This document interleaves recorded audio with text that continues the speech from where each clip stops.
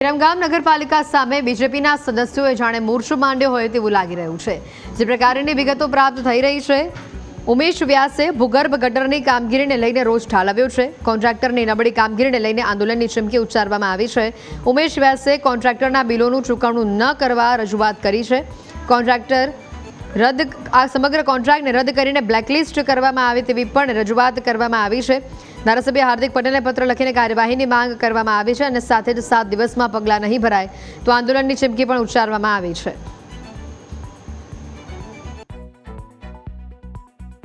અમારા વિસ્તારની અંદર બાધાવાળાની નહેર, મોચી બજાર, દેસાઈપોળ, પાણીબાના ગોખ પાસે, શાંતિનાથ દેરાસર અને પટાણફળી આમ વિસ્તારો મોટા છે।